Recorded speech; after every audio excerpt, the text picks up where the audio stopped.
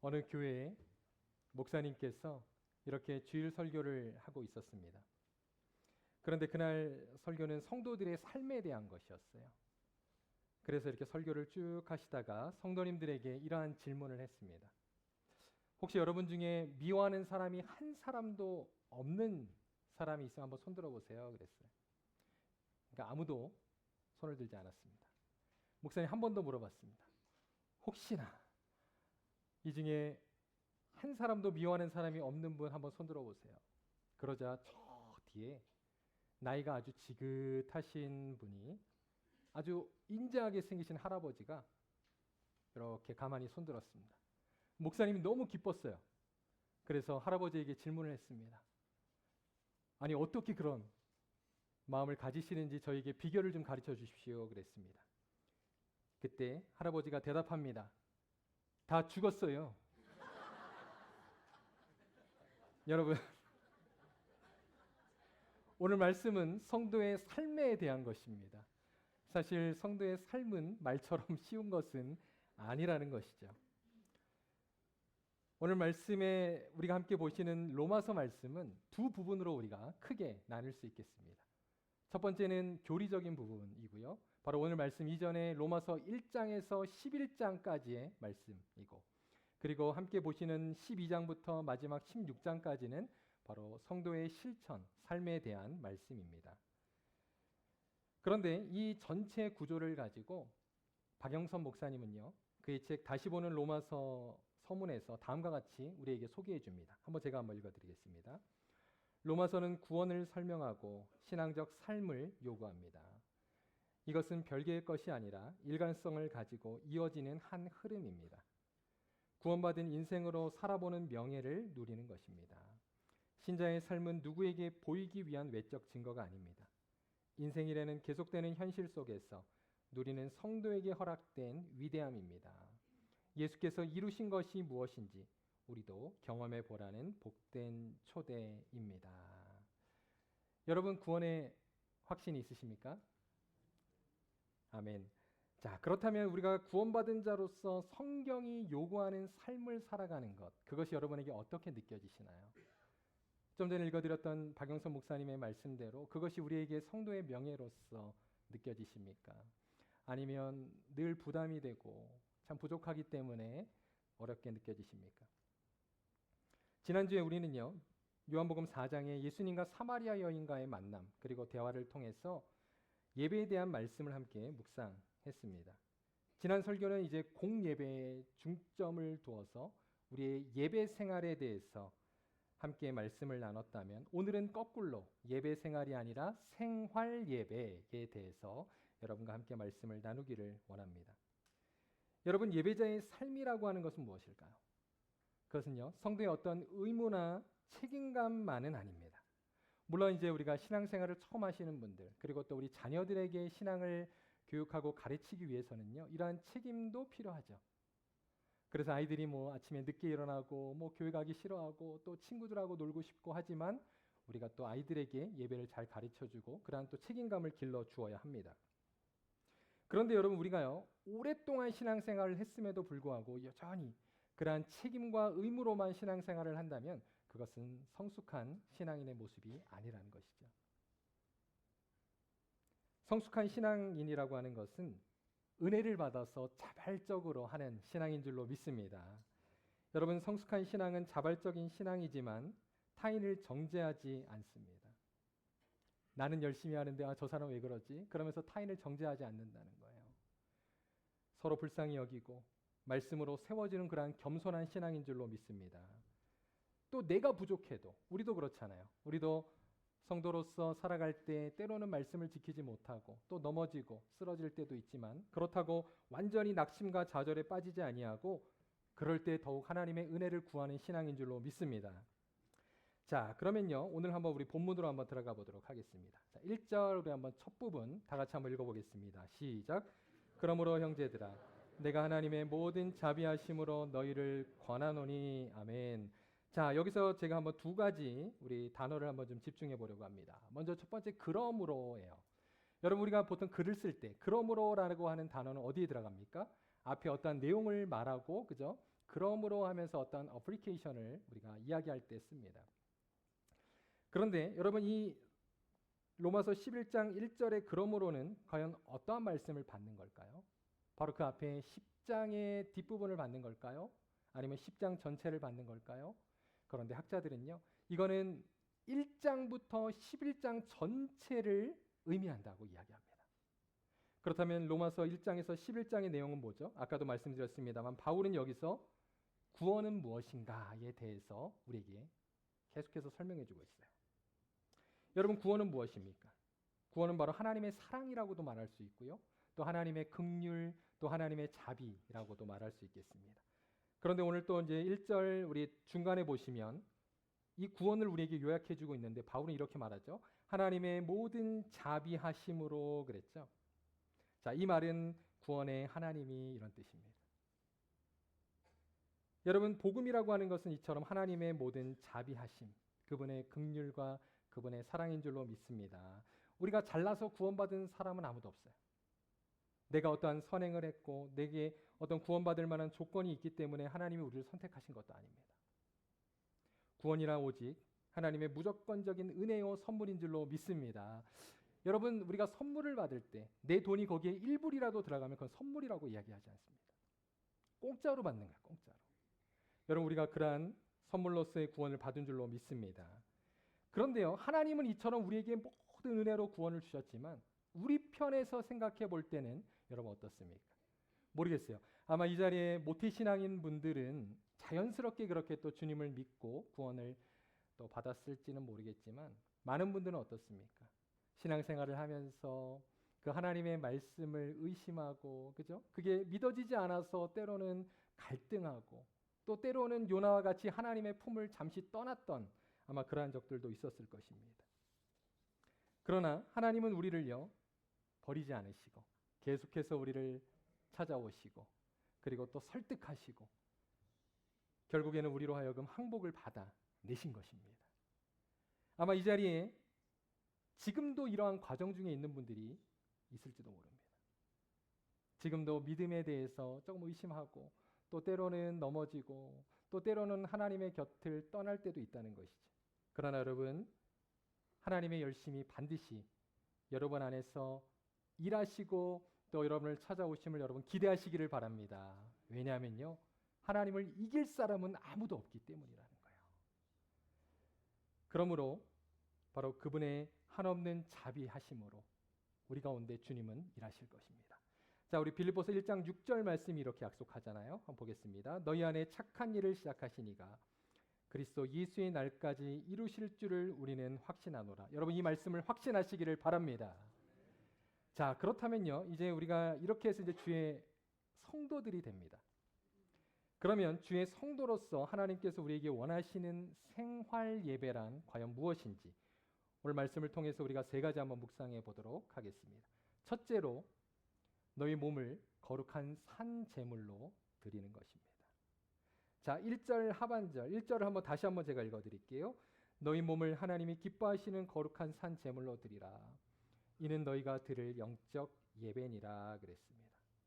자, 지난주에는요, 제가 이제 영과 진리로 삼위일체 하나님을 예배하라. 그러면서 마음의 어떠한 자세, 그죠? 그리고 또 마음의 태도에 대해서 강조를 드렸습니다.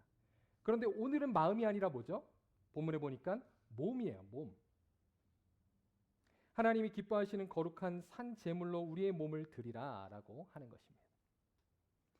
여러분, 제사라고 하는 것은요, 보통 이제 구약 시대 때 하나님을 예배하는 방식이었습니다. 그런데 구약 시대 때 어떻게 예배를 드리냐면 이제 죄인이 산 제물을 가지고 성막으로 가는 거예요. 그리고 그것을 그냥 올리는 것이 아니라 죽이죠. 그리고 피를 빼고 그리고 가죽을 벗기고 각을 떠서 그렇게 제단 위에 올리는 것입니다. 그리고 번제로서 하나님께 향기로 예배를 드리는 것입니다. 그게 구약의 제사였다는 거예요. 그런데 오늘 말씀은 조금 다르게 이야기하죠. 자, 보세요. 제물이 아니라 뭐라고요? 너를, 나를.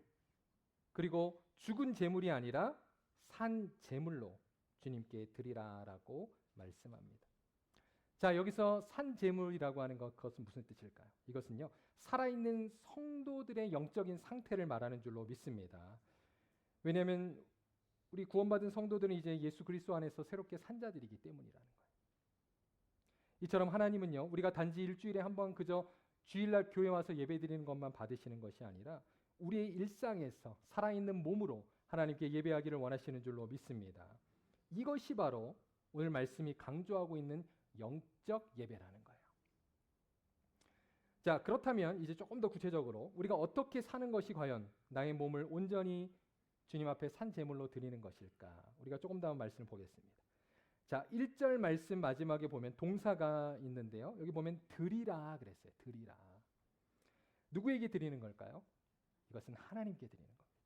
그런데요, 우리가 성경을 보면 하나님께 드릴 수 있는 방법이 두 가지가 있어요. 하나는 하나님께 온전히 드릴 수 있고, 또 하나는요, 하나님은 보이시지 않기 때문에 예수님이 이렇게 말씀하셨어요. 보이지 않는 형제와 자매에게 하는 것이 곧 나에게 하는 것이다 라고 말씀하셨습니다. 그래서 오늘 말씀이 기록된 로마서 12장 3절 이하에 보면 이제 구체적인 그 방법을 우리에게 가르쳐줘요. 그게 바로 3절 이하의 12장 전체의 말씀입니다. 자, 그 중에 몇 가지만 한번 우리가 살펴볼게요. 자, 10절입니다. 10절 말씀 다 같이 읽겠습니다. 시작. 형제를 사랑하여 서로 우애하고 존경하기를 서로 먼저 하며. 자, 17절 시작. 아무에게도 악을 악으로 갚지 말고 모든 사람 앞에서 선한 일을 도모하라. 마지막 20절입니다. 내 원수가 줄이거든 먹이고 목마르거든 마시게 하라. 그리하면 내가 숯불을 그 머리에 쌓아 놓으리라. 아멘. 여러분, 바로 이러한 형제 자매를 위한 친절, 사랑, 그리고 용서가 바로 하나님께 드리는 그러한 삶의 구체적인 예배라는 것입니다. 믿으십니까? 그러나 여러분, 우리는 어떻습니까? 보통 신앙생활을 나의 어떠한 마음의 문제로만 생각한다는 거예요. 나와 하나님과의 문제. 그리고 또 우리가 신앙생활을 교회 생활로만 한정 지을 때가 있습니다. 그도 그런 것이요. 사실 성경 구절에 보면 이런 말씀이 있기 때문이에요. 제가 한번 읽어드릴게요. 로마서 8장 13절입니다. 너희가 육신대로 살면 반드시 죽을 것이로되 영으로서 몸의 행실을 죽이면 살리라 그랬습니다. 자, 이 말씀을 그냥 이렇게 가볍게 보면 마치 우리의 육체와 영혼을 대조시키고 있는 것 같아요. 그죠? 영은 선한 것이고 육신은 나쁜 것. 그러나 그런 말씀이 아닙니다. 이 말씀은 몸이 부정하다는 것이 아니라 몸의 행실을 문제 삼는 거예요. 즉 죄를 말하는 것입니다. 아무튼 우리는 이러한 잘못된 이원론적인 그러한 신앙생활에 빠질 때가 많이 있다는 거죠. 그래서 많은 성도들이 교회 안에서는 정말 좋은 크리스찬으로서 살아가는데 우리가 세상에서는 그렇게 크리스찬답지 살지 못하는 경우를 보게 됩니다.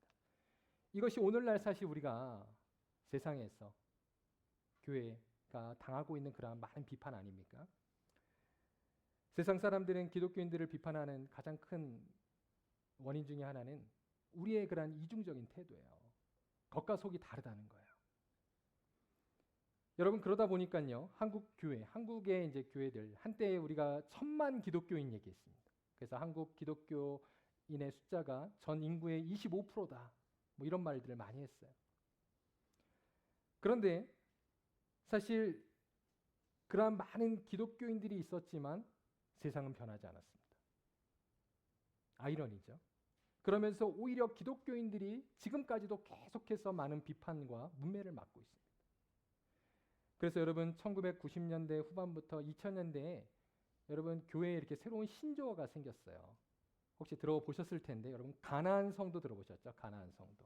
오늘 좀 거꾸로 제가 좀 많이 이야기하는데요. 가나안 한번 거꾸로 해보세요. 안 나가. 어디를 안 나가요? 교회를 안 나가는 성도들이 그렇게 많다는 거예요. 하나님은 믿어요. 하나님은 좋다는 거예요. 그러나 교회가 싫다. 그래서 교회를 안 나가는 그런 성도들이 너무나 많습니다. 특별히 젊은 사람들 중에. 그런데 이게요, 여러분 기름을 부은 게 코비드 기간 동안이었어요. 그러잖아도 교회 가기 싫은데 이제 코비드 기간에 집에서 그렇게 온라인으로 예배드리면서 잘 됐다. 그래서 그때부터 오히려 더 이 가난한 성도들이 늘었다고 합니다. 그래서 최근에 이제 한목협이라고 하는 곳에서 설문조사를 했는데요. 한국의 최근 기독교 인구수가 많이 줄었습니다. 771만 명. 그래서 약 17%에서 18% 정도로 추산을 하고요. 그 중에서 여러분 놀라지 마십시오. 그 771만 명 중에 약 200만 명이 가난한 성도래요. 그러니까 참 심각한 거죠. 제가 지난번에도 말씀드렸습니다만 요즘에 한국 교회 주일학교가 없는 교회가 그렇게 많대요. 60% 장로교 통합 측에서 발표한 결과입니다. 그리고 젊은 세대들이 그렇게 교회를 떠나는 모습을 보게 되죠. 여러분, 그런 의미에서 우리는요, 이제는 나의 마음뿐만 아니라 나의 몸으로 이 세상에서 하나님을 예배드리는 삶을 우리가 살아야 될 줄로 믿습니다.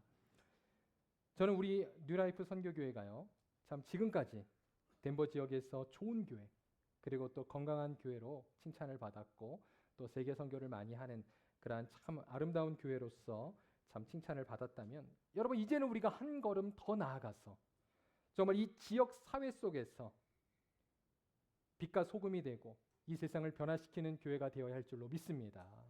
이제 오늘날 필요한 것이 바로 그런 모습이라는 거예요. 제가 이제 이번에 덴버 지역 저희 연합 부흥회가 있었어요.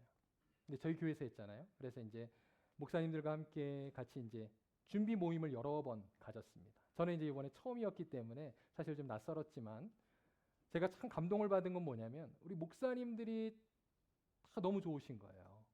제가 지금까지 여러 곳에서 또 사역을 했습니다. 뉴욕에서도 있었고 커네티컷, 그리고 또 저기 오하이오에서도 사역을 했는데 지금까지 제가 있었던 곳들 중에서 한인교회 목사님들의 그 관계와 사이가 여기가 제일 좋아요. 제가 너무나도 감동을 받았습니다. 사실 덴버 지역에 오기 전에 주변에서 덴버 지역 목회하기 어려운 곳이라고 이야기를 좀 듣고 왔어요. 그래서 사실은 좀 긴장하고 왔는데 이번에 우리 덴버 지역에 있는 연합회 목사님들을 만나보니까 너무 좋으신 분들이 많은 거예요. 서로 교회에 대해서 비교하고 또 시기하지도 않고 서로 정말 하나 되고 또 서로 그렇게 섬기는 모습을 통해서 참 은혜를 받았습니다. 그러면서 제가 정말 새로운 그러한 소망을 갖게 되었어요. 바로 이 목회자들이 저부터 바르게 목회한다면, 그리고 또 우리 목회자들이 교회가 함께 연합하고 하나 된다면 우리 덴버 지역의 영적인 흐름이 바뀌게 되겠구나, 그러한 소망을 갖게 되었습니다. 여러분, 그런데 이것은요 우리 목회자들만의 숙제는 아니라는 거예요. 그죠? 우리 성도들이 여러분의 삶의 현장에서, 우리의 사업장에서, 우리의 직장과 우리의 또 가정에서 여러분 우리 모두가 바로 빛과 소금으로 하나님 앞에 살아야 될 줄로 믿습니다. 그렇게 될 때 바로 우리가 살고 있는 이 지역의 영적인 부흥의 은혜가 일어나게 될 줄로 믿습니다. 자, 그다음 두 번째 한번 볼까요? 오늘 본문은 우리에게 이 세대를 본받지 말라라고 이야기하고 있습니다. 자, 2절 말씀 한번 우리 다 같이 한번 읽겠습니다. 시작. 너희는 이 세대를 본받지 말고 하나님의 선하시고 기뻐하시고 온전하신 뜻이 무엇인지 분별하도록 하라. 아멘. 자, 여기서 보면 이 세대를 본받지 말라 그랬어요. 이것은 뭘 말할까요? 바로 하나님의 말씀과는 상반되는 이 세상의 가치 그리고 세계관을 말합니다.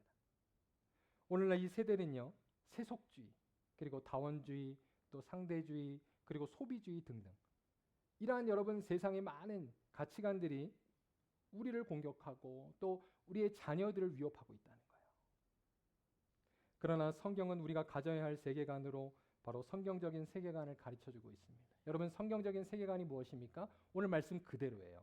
하나님의 기뻐하시고 선하시고 온전하신 뜻, 그것이 바로 성경적인 세계관인 줄로 믿습니다. 그러면 여러분 무엇을 하든지 우리가 어떠한 결정을 내릴 때 이 말씀의 기준을 가지고 여러분 하시기를 바랍니다. 이것은 우리가 모든 삶의 영역에서 그렇게 하나님의 뜻을 분별하고 살아가라고 하는 것이에요. 여러분 전공 분야에서 또 여러분의 그러한 직장에서 또 일터에서 그것을 여러분 적용하시고 또 연구하시고 여러분 함께 기도하시기를 바랍니다. 그럴 때 여러분의 삶의 한 구석이 밝아지게 될 것입니다. 제가 지난번에도 말씀드렸지만 오늘날 우리가 살고 있는 이 세상은요, 지금 너무나도 그러한 세속적인 가치관으로 인하여서 참 어려운 가운데 있습니다. 제가 얼마 전에 우리 이번에 또 안수를 받으신 우리 안수 집사님들 또 우리 장로님, 권사님과 함께 아침마다 토요일 새벽에 또 이렇게 말씀 훈련을 했어요. 그런데 어떤 우리 집사님이 그런 고민을 이야기하는 거예요. 자기 자녀가 이제 초등학교 저학년인데 학교에 보냈는데 그 선생님이 동성애자인 거예요. 그런데 그것을 뭐 자랑스럽게 이야기하고 자기 파트너 이야기를 하고 그 아무것도 모르는 초등학교 2학년 아이들에게.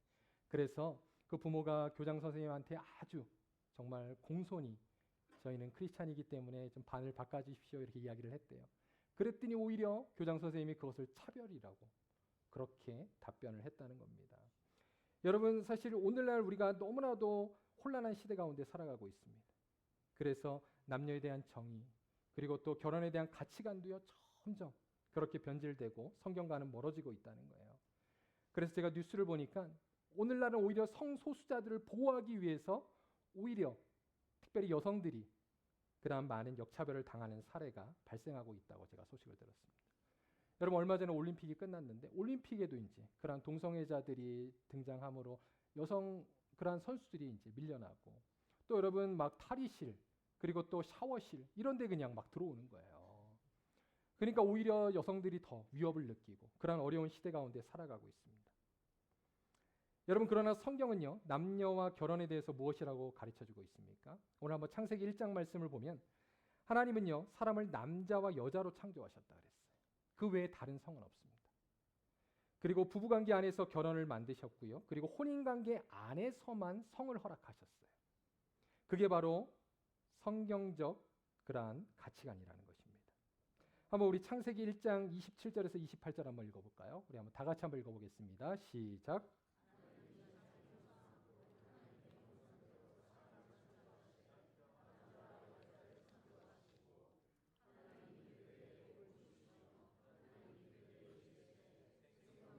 번성하여 땅에 충만하라. 땅을 정복하라. 바다의 물고기와 하늘의 새와 땅에 움직이는 이든 생물을 다스리라 하시니라. 아멘. 여러분, 이러한 성경 기준에 따라서 우리가 말씀을 지키며 사는 것, 그것이 바로 우리 성도들이 해야 할 삶인 줄로 믿습니다. 이것이 하나님의 뜻이라는 거예요. 그러나 오늘날 크리스찬들을 보면, 제가 이제 저도 이전 교회에서 청년부를 오랫동안 섬겼기 때문에 우리 청년들도 참 이러한 세속적인 그러한 결혼, 연애에 대해서 많이 오염되고 있는 것을 보게 됩니다.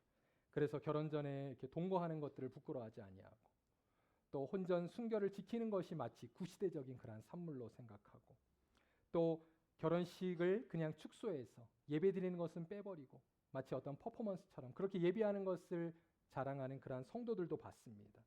여러분, 이것이요, 바로 우리가 세상에 조금씩 영향을 받고 변질되고 있다는 증거예요. 크리스토퍼 애쉬라고 하는 사람은요, 그러나 이렇게 결혼에 대해서 우리에게 이렇게 가르쳐 줍니다. 결혼은 예배라고 말하고 있어요.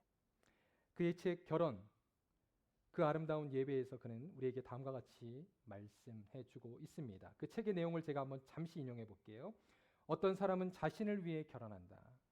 내가 외로움에서 벗어나 가정의 안정감을 누리고 적막함에서 벗어나 성적 친밀함을 누릴 것을 기대하며 결혼한다. 어떤 사람은 결혼을 위해 결혼한다. 그 결혼이 이상적인 가정을 만들기를 기대하며 결혼한다. 그러나 잘못된 방향으로 시작한 결혼은 결국 왜곡되거나 자초된다. 나를 위한 결혼을 하는 사람은 상대가 나를 만족시켜 주길 기대하다가 어느 지점에 실망하게 된다. 결혼을 위해 결혼하는 사람은 하나님마저도 나의 이상적인 가정을 만들어 가는데 돕는 존재여야 한다고 생각하며 결혼 자체를 우상화시킨다라고 말하고 있습니다. 여러분, 우리 인생의 목적이 무엇입니까? 우리 인생의 목적은 하나님께 영광을 돌리는 삶인 줄로 믿습니다. 그래서 이사야 43장 21절에 이렇게 말하잖아요. 우리 한번 다 같이 읽겠습니다. 시작. 이 백성은 내가 나를 위하여 지었나니 나를 찬송하게 하려 함이니라 그랬습니다. 여러분, 그 애쉬의 책을 보면 그 저자의 포인트는 이거예요.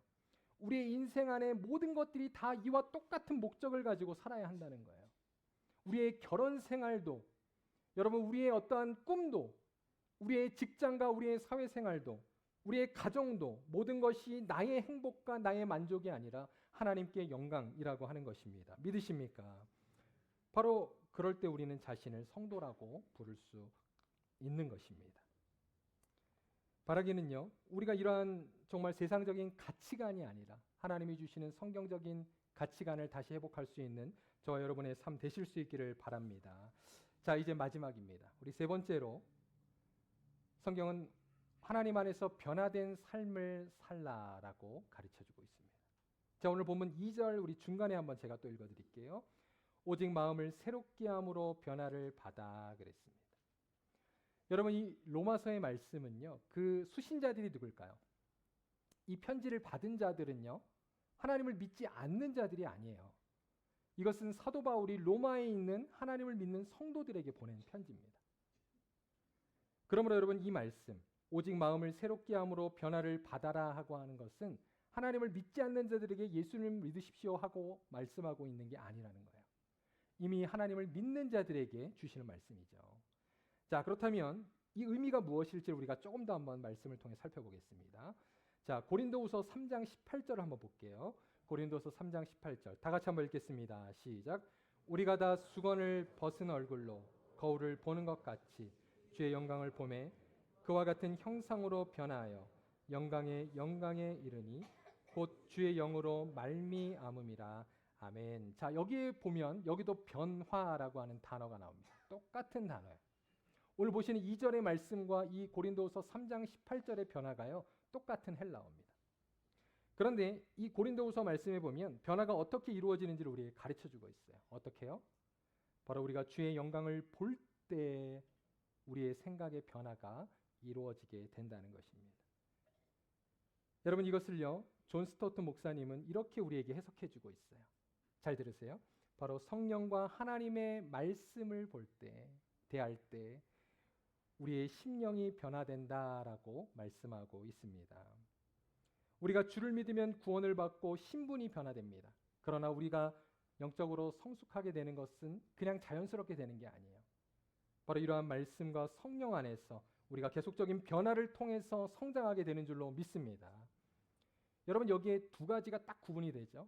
하나님이 하시는 일, 그리고 우리가 해야 할 일이 딱 나뉘어진다는 거예요. 하나님이 하시는 일은 무엇입니까? 그것은 바로 진리의 성령님이 그 하나님의 말씀을 우리 안에 적용시키는 것입니다. 자, 우리 한번 요한복음 16장 13절 한번 보도록 하겠습니다. 다 같이 읽겠습니다. 시작. 그러나 진리의 성령이 오시면 그가 너희를 모든 진리 가운데로 인도하시리니. 자, 여기까지요. 자, 여러분 이 말씀을 보면 어떻게 말씀하고 있습니까? 바로 하나님의 말씀을 들을 때 진리의 성령님이 우리 안에 역사하신다는 거예요. 그러므로 여러분 우리가 말씀을 들을 때, 예배를 여러분 드릴 때 꼭 기도해야 되는 내용은 뭐냐면 하나님 오늘도 주의 말씀 가운데 성령으로 역사하여 주시옵소서. 그 성령이 하나님의 말씀을 우리에게 적용시키는 거예요. 그래서 우리가 때로는 말씀을 들어도 냉랭할 때가 있고 똑같은 말씀을 들어도 성령 충만한 은혜를 받을 때가 있습니다. 그 역사는 바로 하나님의 은혜인 줄로 믿습니다. 그러므로 우리는 간절히 하나님 앞에 구해야 돼요. 여러분 그러한 예배자 될 수 있기를 바랍니다. 그리고 또 우리가 해야 될 일은 뭘까요? 우리는 가만히 있어도 되는 것이 아니라 성경 우리에게도 가르쳐주고 있어요. 그것은 바로 우리가 매일의 삶에서 말씀과 기도로 거룩한 삶을 살아가야 한다는 것입니다. 자, 디모데전서 4장 5절 한번 다 같이 읽겠습니다. 시작. 하나님의 말씀과 기도로 거룩하여 짐이라. 여러분 믿으십니까? 여러분 여기서 말하는 말씀, 기도, 그리고 또 한 가지 성찬, 성례. 여러분 이것들은 바로 은혜의 방편이라고 말합니다. 웨스트민스터 신앙고백서에 보면 하나님이 우리에게 주시는 은혜의 방편이 있다. 은혜의 도구가 있다. 그것은 바로 말씀과 기도와 성례라고 가르쳐주고 있습니다. 여러분 우리가 날마다 말씀과 기도로 살아갈 때 우리가 더욱 거룩한 성도가 될 줄로 믿습니다. 그래서요, 여러분 이러한 그리스도인의 변화를 이제 존 스토트 목사님이 우리에게 잘 정리해주고 있어요. 한번 제가 그 정리된 내용을 한번 말씀드리겠습니다. 첫째로 우리의 마음이 하나님의 말씀과 성령에 의해 새로워진다. 둘째로 그리고 나서 하나님의 뜻을 분별하고 소망할 수 있게 된다. 그리고 셋째로 우리는 그것에 의해 점차 성화되어 간다라고 말씀하고 있습니다.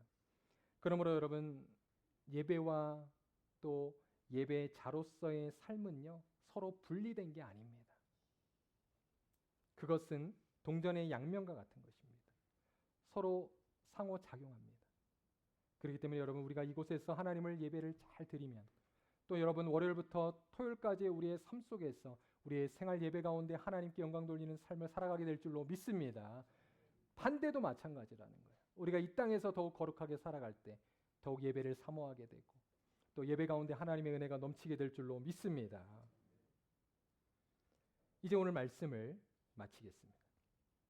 여러분 하나님께서요 모세를 이렇게 부르시잖아요. 모세를 시내산에서 부르셨습니다. 그리고 이제 가시떨기 나무 앞에서 모세에게 뭐라고 말씀하셨습니까?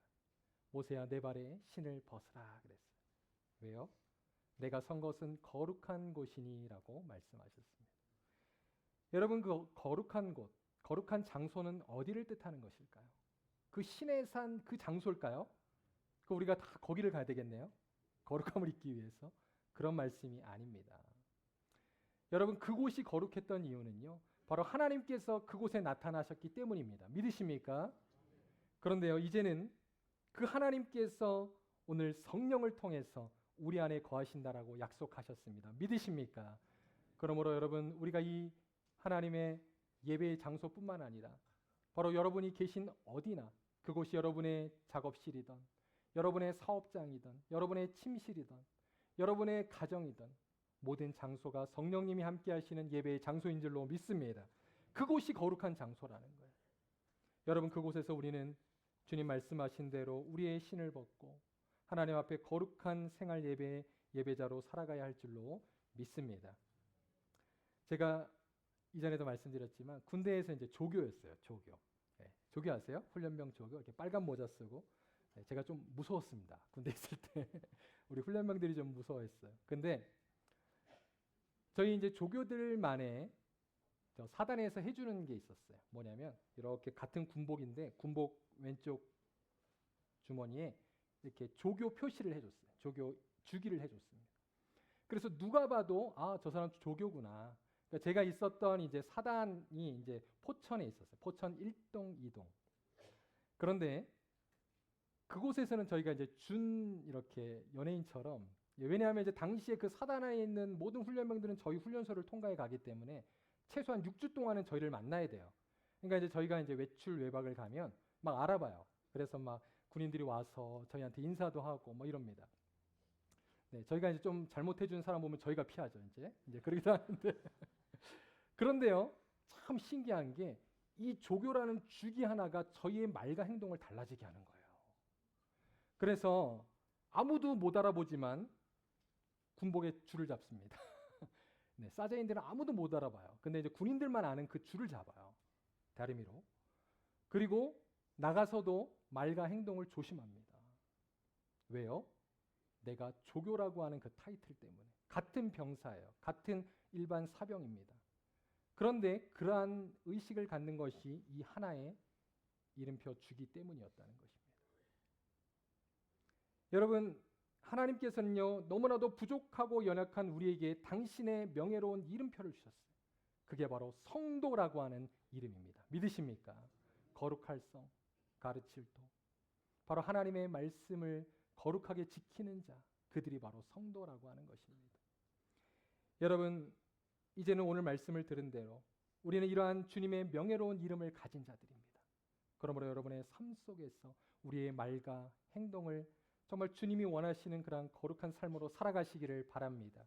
그럴 때 우리의 자녀들이 변화되고, 그리고 또 우리의 여러분 동료들이 정말 우리를 통하여서 주님을 궁금해하고 또 주께로 돌아오게 될 줄로 믿습니다.